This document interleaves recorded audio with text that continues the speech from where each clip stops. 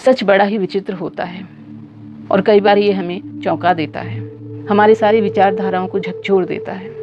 ऐसे ही विस्मय बोध से मैं तब भर गई जब मैं एक ऐसे बुद्ध पुरुष आत्मज्ञानी से मिली जो कि एक विजनरी बिजनेसमैन है। मेरी सारी पुरानी मान्यताएं, जिसमें हमेशा बुद्ध पुरुष को गेरुए कपड़ों में लिपटा एक ऐसा इंसान माना जाता है जो परिवार, समाज, संसार को छोड़कर एक अलग ही काल्पनिक दुनिया में रहता है। पेश है कलयुग के उन क्रांतिकारी बुद्ध पुरुष के ज्ञान के कुछ अंश। आप इनके ज्ञान को जब आत्मसात करेंगे तो अपने जीवन को पूर्ण रूप से रूपांतरित होते हुए देखेंगे, ऐसा मुझे पूर्ण विश्वास है। डॉक्टर सिगमंड फ्रायड ने मन के 2 भाग किए थे। एक्चुअल में 3 भाग हैं, कॉन्शियस माइंड, सबकॉन्शियस माइंड और अनकॉन्शियस माइंड। तो सबकॉन्शियस माइंड एक बीच का हिस्सा है, लेकिन कॉन्शियस और अनकॉन्शियस इन दोनों के बीच में सबकॉन्शियस आता है और अनकॉन्शियस ही इस मानव के पूरे व्यवहार से लेके उसके सारे कार्यकलाप का जिम्मेवार तत्व है। आजकल जो पावर ऑफ सबकॉन्शियस माइंड करके जो लिटरेचर अवेलेबल है वो एक्चुअल में मनोविज्ञान की दृष्टि से वो सबकॉन्शियस नहीं, अनकॉन्शियस माइंड की बातें हैं। वो टर्म थोड़ा सा गलत है। सबकॉन्शियस माइंड अलग चीज है और पावर जो है वो अनकॉन्शियस माइंड के पास है। अब अनकॉन्शियस माइंड में भी बहुत सारे रिसर्च हुए हैं, बहुत सारे शोध हुए हैं, लेकिन अब ये है क्या, ये समझना बहुत जरूरी है आपको। अगर आप आत्म साक्षात्कार के लिए चाहते हैं कि जन्म जन्मांतर आपको लगे और आप लगातार उसकी साधना करते रहें और कभी मिले ना मिले भगवान की इच्छा, ऐसे अगर आपको लगता है तो आप कोई भी रास्ते से जा सकते हैं, लेकिन इस चीज की गारंटी ही हो कि आपको ये मिलेगा। अगर वो रास्ता आपको चाहिए तो ही मैं आपको वही चीजें बता रहा हूं कि आप गारंटेड आपको मिल ही जाएगा। अब ये फर्क कैसे आया, वैसा ही समझ लीजिए कि पहले आपका बुखार अगर उतारना है तो तुलसी के पत्ते ले लो, नीम के पत्ते खा लो, अजवाइन खा लो, ऐसे बहुत सारे फॉर्मूले देते चले जाएंगे, लेकिन उसका परिमार्जित शोध करके साइंस और टेक्नोलॉजी को बढ़ा के आपके ऊपर पैरासीटामोलिक तत्व उन्होंने खोज लिया। आप खाओगे, आपका बुखार और दर्द खत्म ही हो जाएगा। आपको ज़्यादा से ज़्यादा 4 घंटे लगेंगे। क्यों ऐसा क्यों हुआ? क्योंकि वो टेक्नोलॉजी बदल गई। अगर मनोविज्ञान के ढंग से आप समझेंगे आत्म साक्षात्कार को तो आपको आत्म साक्षात्कार मिलना आपके लिए तय हो गया, क्योंकि वो कोई ऐसी चीज नहीं है जो कहीं से आना है। ये शब्द भी गलत हो जाता है कि आत्म साक्षात्कार मिलना है। मिलने का मतलब है हमें ऐसा लगेगा कि कहीं से कोई चीज है जो दूर रखी हुई है हमसे और उसको मिलना है। वो ऐसा नहीं है। वो एक्चुअल में आप उसी में जी रहे हो, बस केवल आपकी नजरें मुड़नी चाहिए, आपको मिला ही हुआ है वो। अब आप समझिए इस चीज को।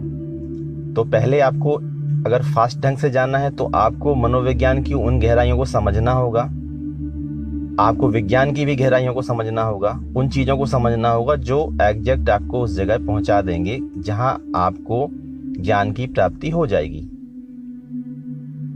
तो चेतन और अचेतन, मैंने आपको बताया 2 स्टेप हैं। चेतन और अचेतन दोनों एक दूसरे के विपरीत हैं।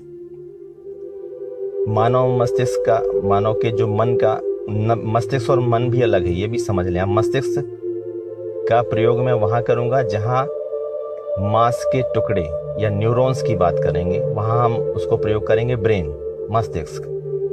और जब मैं मन की बात करूंगा तो वो है उसका सॉफ्टवेयर।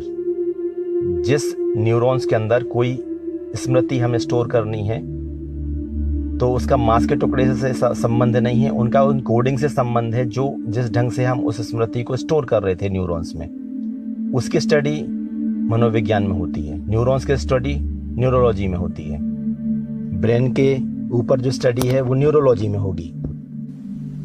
लेकिन हमारे सॉफ्टवेयर के ऊपर स्टडी कि हमारी स्मृति कैसे काम करती है, लॉजिक कैसे काम करते हैं, थिंकिंग कैसे काम करती है, डिसीजन मेकिंग कैसे करते हैं हम, ये सब चीज़ें जब हम समझेंगे तो ये एक सॉफ्टवेयर की तरह की चीज़ें हैं। तो आपको मनोविज्ञान सॉफ्टवेयर की तरह समझना है। तो मन के 2 भाग विशेष हैं, जैसे कि अचेतन मन और चेतन मन। दोनों के बीच में एक पार्ट आता है अवचेतन मन, सबकॉन्शियस माइंड। अब इनको समझ लें पहले, ये है क्या। मनोवैज्ञानिक ये कहते हैं, फ्राइड ने ये कहा कि हमारा 1% हिस्सा ही चेतन है, 1% टोटल माइंड का, जिसमें हमारी 5 सेंस ऑर्गन चीज़ों को पकड़ रही होती हैं, जो आपको पता है कि ये टेस्ट है, देखना है और सुनना है, ये सब चीज़ें। तो वो जो पकड़ के अंदर ले जाती हैं, जो सूचनाओं को अंदर डालती हैं, वो हमारे चेतन का एक भाग होता है कि हम डायरेक्ट इंटरेक्ट कर रहे होते हैं पूरी दुनिया से। अब वो जो चीज़ें हमारे अंदर जाती हैं तो ये मेमोराइज कैसे होती हैं? ये शॉर्ट टर्म मेमोरी होती है। ये जब वो चीज़ें कंटिन्यू या कोई डीपली हमारे पास आती हैं तो वो लॉन्ग टर्म मेमोरी में कन्वर्ट होकर हमारे अंदर चली जाती हैं। इस तरह से समझें कि हम अभी बैठे हुए हैं, सारी चीज़ें देख रहे हैं, सामने पेड़ पौधे हैं, एक रोड बनी हुई है, हम रोड पे खड़े हुए हैं, चारों तरफ बिल्डिंग्स वगैरह हैं। तो ये हमारा चेतन का भाग हो गया, जो सब कुछ अवेयर है जो चारों तरफ के प्रति। अब हमसे कोई पूछता है कि ताजमहल कहाँ पे है, मैं बोलता हूँ आगरा में। ये मेरे पास जानकारी थी, लेकिन मेरे वो सबकॉन्शियस माइंड में थी, जो जब कोई पूछेगा तो मैं निकाल के दे दूंगा। कोई पूछेगा कि भारत की आबादी कितनी है, मैं कहूँगा 130 करोड़। तो मेरे पास ये डेटा था, कोई पढ़ा था मैंने कहीं, तो मैंने उसको निकाल के दे दिया। कोई ऐसे भी पूछ सकता है कि चलिए मैं 4 चीज़ें बोलता हूँ, आप 5वीं बोलिए। मैं पूछता हूँ क्या, तो बोलेगा आलू, बैगन, टमाटर, मटर, तो मैं बोलूँगा लौकी, क्योंकि मेरे पास में एक सीरीज ऑफ लिस्ट है चीज़ों की दिमाग में। इसको तुरंत निकाल के दे सकते हैं जब कोई मांगे। तो ये सारी चीज़ें जो दिन भर यूज़ नहीं आती लेकिन वो पड़ी रहती हैं आपके अंदर, वो आपके सबकॉन्शियस माइंड के हिस्से होते हैं। और अनकॉन्शियस माइंड में वो चीज़ें आती हैं जो आपके नॉलेज में भी नहीं होती हैं, वो आपके इंटरनल आपके अंदर पड़ी हुई होती हैं। वो हिस्सा ही अचेतन मन होता है। अब आप सोचेंगे अचेतन मन, फिर हम कैसे समझेंगे अचेतन मन है क्या? आप सोचेंगे ऐसा कोई मन है भी, इसका प्रमाण क्या है? मान लो अचेतन मन हो ही नहीं, क्या प्रमाण है कि अचेतन मन है? और एक बात मैं आपसे बहुत जरूरी बोलना चाहता हूं इस अचेतन मन के भी पहले, कि अगर आपको सत्य की खोज करना है तो जो भी चीजें हैं आज तक आपको सिखाई गई हैं धर्म के बारे में, मुझे नहीं लगता किसी एनलाइटेड पर्सन ने ये बोला होगा कि ये इस ढंग से जो चीजें बोली होंगी, लेकिन ये चीजें आपको सुनने में मिली हैं। हो सकता है ये उसके आसपास का जो माहौल निर्मित करते हैं जो लोग, जिनको उन चीज़ों से लाभ लेना होता है, हो सकता है उनके द्वारा फैलाई हुई चीज़ें हों, जिनको अपन बोल सकते हैं कि उनके फॉलोअर्स, अनुयायी, पुजारी, पंडित, मौलवी, ये लोग वो फैला सकते हैं। लेकिन जो पर्सन एनलाइटेड होगा वो आपको ये बातें नहीं बोलेगा कभी कि आप ऐसा करो। जैसे पहली बात ये है कि आप लॉजिक मत उठाओ, तर्क मत करो, मेरी बात मान लो। ये सत्य खोज का बिल्कुल रास्ता नहीं हो सकता। मैं इसकी तो आपसे घोषणा ही कर देता हूँ। सत्य का मतलब ही क्या होता है कि आप हाँ और नहीं दोनों के बीच में जब यात्रा करते हैं, जिसको बोलते हैं संदेह की यात्रा। अगर मैं मान ही लूं कि ऐसा ही है तो मेरी यात्रा खत्म हो जाती है, और मैं मान लूं ऐसा नहीं है तो भी यात्रा खत्म हो जाती है। जब मैं संदेह की यात्रा करता हूं तो वहां से विज्ञान जन्म लेती है, और वहां से ही खोज जन्म लेती है, और वहीं से जो मिलता है वही ट्रुथ होता है, सत्य होता है।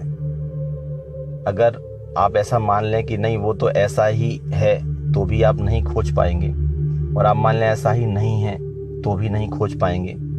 आप उस रास्ते पे चलें, उस पे विचार करें, तर्क करें, प्रमाण ढूंढें, फिर मानें, तो जो माना हुआ होगा वो हमेशा सत्य होगा, क्योंकि आपने उसके लिए मेहनत की है, आपने उसके लिए तर्क किए हैं, आपने उसके लिए खोज की है, आपने उसके लिए अनुसंधान किए हैं, तो आपका रास्ता फैक्ट होगा। और यही पूरे विज्ञान का आधार है। जो विज्ञान भी डेवलप हुआ है वो सत्य ही है। वैज्ञानिक जो खोजता है वो सत्य ही खोजता है।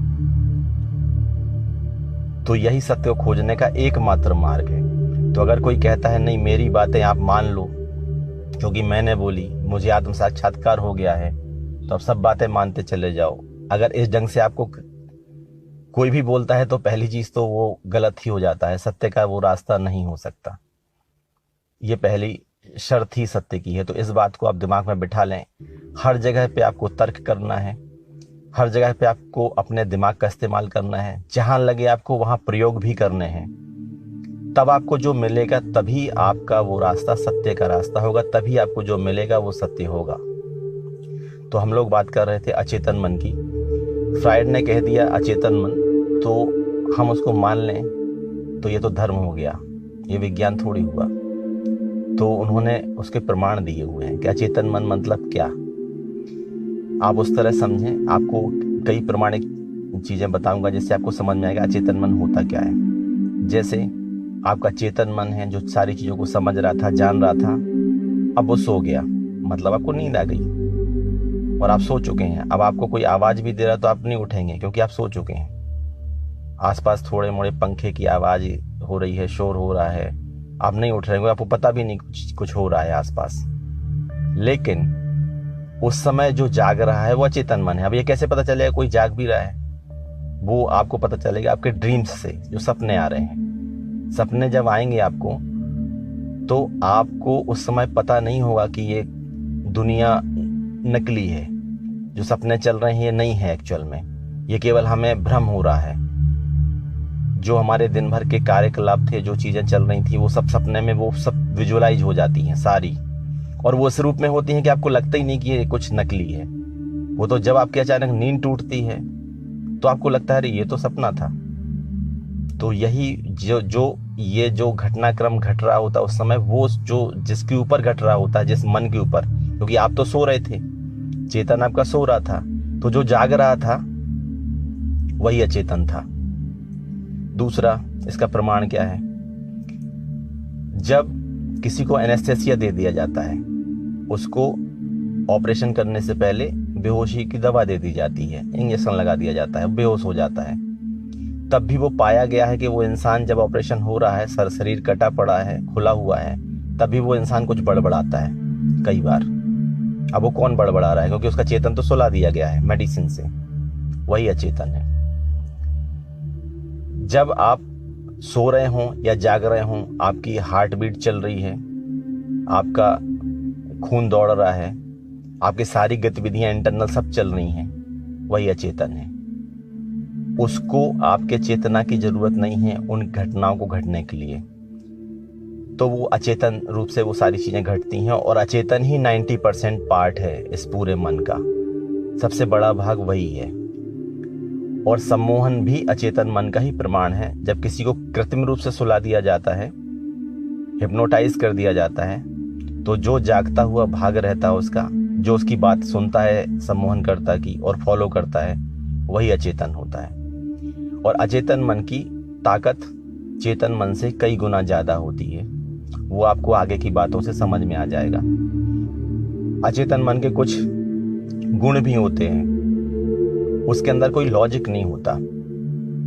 चेतन हमेशा लॉजिक्स पे बात करता है और अचेतन इलॉजिकल होता है, उसके पास कोई लॉजिक नहीं होता। जैसे आपको सपना आ रहा है, अभी पता चला कि आप जा रहे थे, आपने देखा सामने से एक सफेद रंग का घोड़ा आ रहा है दौड़ते हुए, थोड़ी देर में आपको लगा कि वो मेरे दादाजी हैं, तो आपके मन में ये क्वेश्चन नहीं उठेगा घोड़ा और दादाजी का क्या संबंध है, घोड़ा दादाजी कैसे बन गए?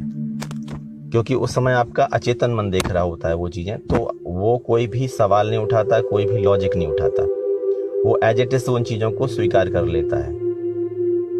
और हम लोग जो कहते हैं कि बच्चों का दिमाग जो अबोध होता है, क्योंकि वो लोग अचेतन मन से ही कंट्रोल होते हैं शुरू के 4-5 साल तक, उन्हें कोई लॉजिक नहीं आता, वो अपनी दुनिया में मगन रहते हैं। और अचेतन मन पे